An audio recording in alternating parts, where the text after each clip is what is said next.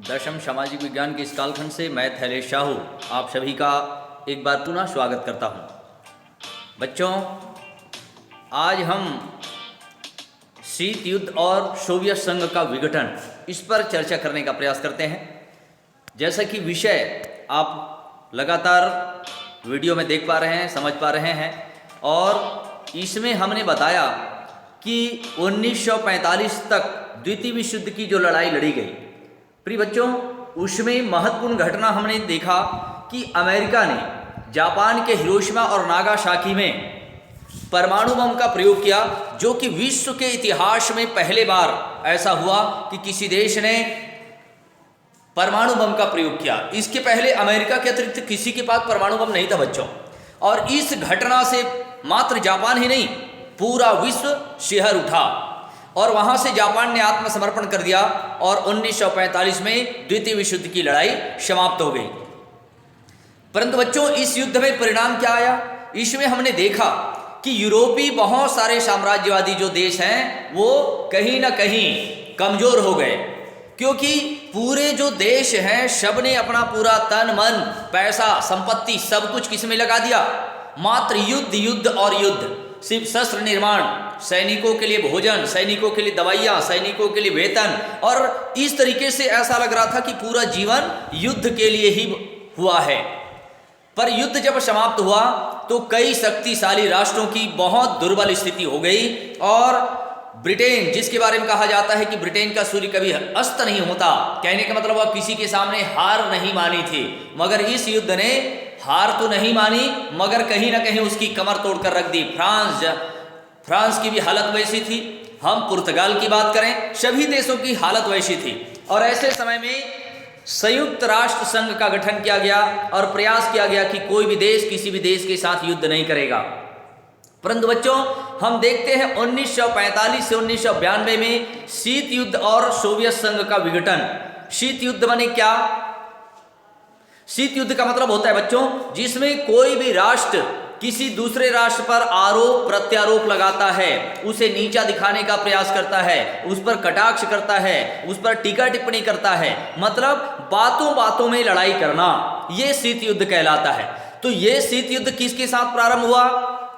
America और Soviet संघ। प्रिय बच्चों, सोवियत संघ अमेरिका के बाद दूसरे नंबर का देश बन गया। अब ऐसा क्यों? हमने देखा 1945 तक एकमात्र देश अमेरिका के पास ही परमाणु बम था, मगर 1950 के आते आते सोवियत संघ ने भी परमाणु बम का निर्माण कर लिया। मतलब अमेरिका को अगर चुनौती देने वाला देश बना तो वो कौन बना? सोवियत संघ। और दोनों की विचारधारा भी अलग अलग थी। हम यहां पर देखने का प्रयास करें। 1945 में सोवियत संघ, संयुक्त राज्य अमेरिका, ब्रिटेन आदि ने मिलकर जर्मनी और जापान को हराया था, लेकिन यह एकता कायम नहीं रह पाई और सोवियत संघ और अमेरिका एक दूसरे के प्रतिद्वंदी और विरोधी के रूप में उभरकर सामने आए। बच्चों, सोवियत संघ साम्यवाद और समाजवाद के पक्ष में था और विश्व में समाजवाद को फैलाने में विश्वास रखता था।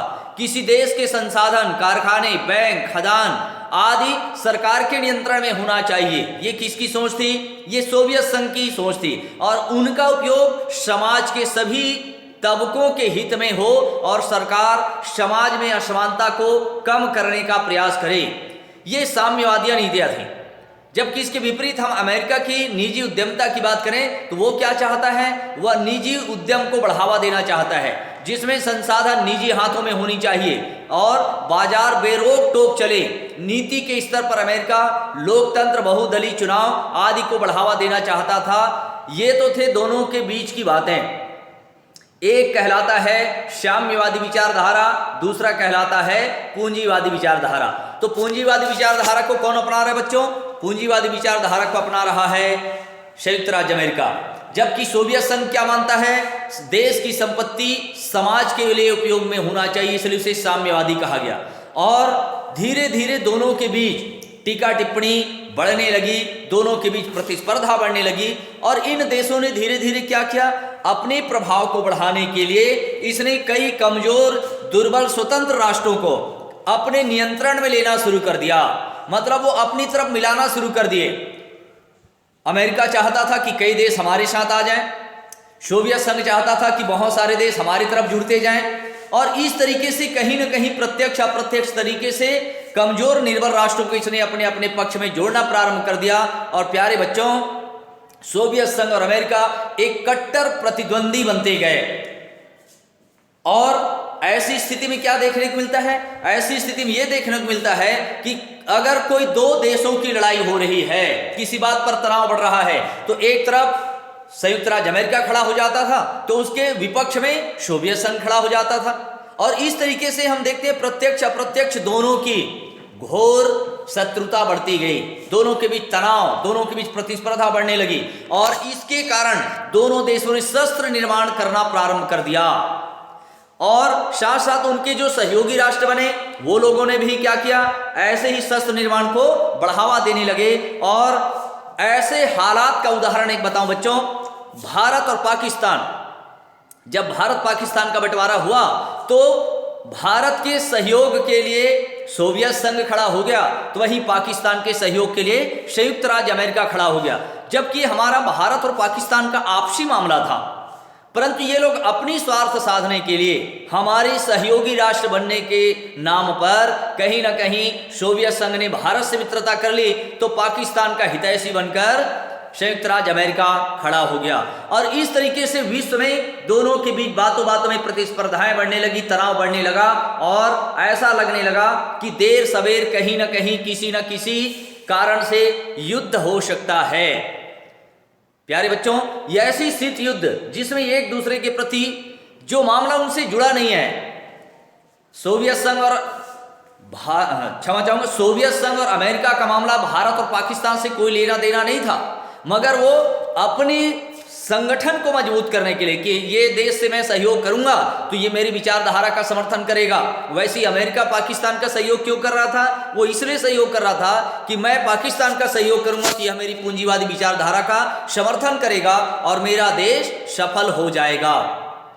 परंतु बच्चों, हालात जब बिगड़ते गए तो अमेरिका के और सोवियत संघ के लोगों ने ही, वहां की महिलाएं, वहां के बच्चे, वहां के बुजुर्ग, आम जनता ने ही उसका विरोध करना शुरू कर दिया कि अगर परमाणु बम का दोबारा प्रयोग होता है तो यह पूरे विश्व के लिए नुकसानदेह है और इसका हम विरोध करते हैं। खुद अमेरिका और सोवियत संघ को अपने ही लोगों के विरोध का सामना करना पड़ा और तब जाकर के हम देखते हैं कि वहां के मुखिया, कहां के, संयुक्त राज्य अमेरिका और साथ ही साथ सोवियत संघ, ये हैं रेगजेविक और रीगन गोर्बाचोव, ये दोनों सोवियत संघ और अमेरिका के राष्ट्रपति हैं। दोनों ने समझौता किया। क्यों समझौता किया? लोगों के दबाव के कारण कि हम दोनों एक दूसरे के ऊपर आक्रमण नहीं करेंगे और परमाणु बम जो बना रहे हैं, शस्त्र निर्माण कर रहे हैं, उसका हम नियंत्रित करेंगे। प्रिय बच्चों, और ऐसी स्थिति में हम देखते हैं सोवियत संघ आम लोगों के दबाव को सहन नहीं कर पाया और सोवियत रूस का विघटन हो गया, वह विखंडित हो गया। सोवियत अलग हो गया, रूस अलग हो गए और कई छोटे छोटे स्वतंत्र राष्ट्र का निर्माण हो गया।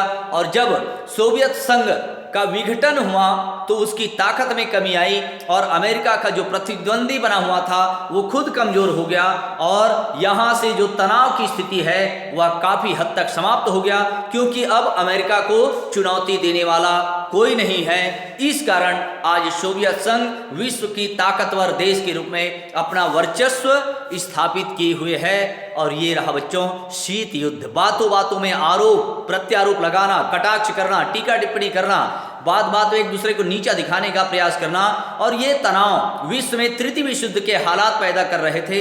मगर फिलहाल सोवियत संघ की कमी के बाद आज युद्ध और शीत युद्ध की स्थिति नहीं है। और इस तरीके से बच्चों यह पूरा पाठ समाप्त होता है। इस पाठ के महत्वपूर्ण प्रश्नोत्तर पर मैं कल चर्चा करूंगा। इस वीडियो में बने रहने के लिए आप सभी का धन्यवाद।